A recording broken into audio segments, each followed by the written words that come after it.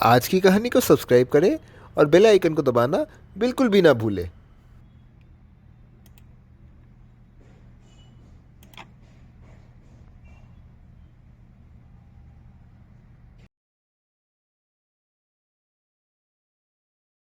एक बार आगरा के मुगल साम्राज्य में एक कर्मचारी को मुगल कारावास के भीतर कैद कर लिया जाता है। उस कर्मचारी का नाम सागर था। सागर को बादशाह द्वारा दंडित करार दिया गया क्योंकि उसका चेहरा उस दरबार तथा राज्य के लिए अशुभ था। इसलिए बादशाह ने उसको दंड देने का सिद्धांत लिया। वह कर्मचारी बादशाह के निकट अपने प्राणों के लिए घुटने टेकता है,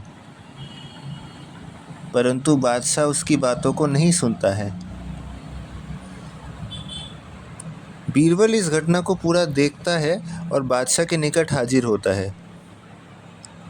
वह पूछता है, जहाँपना, आप किस अन्याय के आधार पर इस गरीब मजदूर को सज़ा दे रहे हैं? अकबर बोलता है, सागर हमारे राज्य तथा इस दरबार के लिए अभागा है, इसके कारण से इसको दंड देने का सिद्धांत लिया गया। बीरबल आश्चर्य होता है और अकबर से पूछता है, जहाँपना, तो आप इस कारण से इसको सज़ा दे रहे हैं? यह कहकर बीरबल हंसने लगे। अकबर पूछता है, बीरबल, क्या तुम्हें मेरी बातें मजाक लग रही हैं?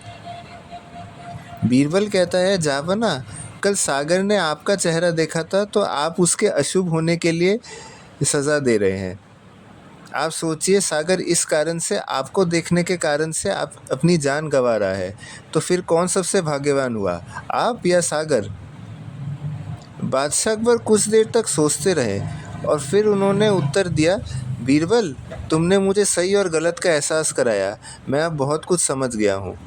अकबर तभी अपने सिपाहियों को सागर के आज़ाद होने का आदेश देते हैं। बीरबल उन्हें समझाता है, हर कोई इंसान गलती कर बैठता है, इससे उनके चेहरे का कोई संबंध नहीं। हम लोगों को उनके चेहरे के आधार पर विचार नहीं करना चाहिए। अकबर कहता है, हाँ बीरबल, मैं बहुत बड़ी भूल करने को जा रहा था।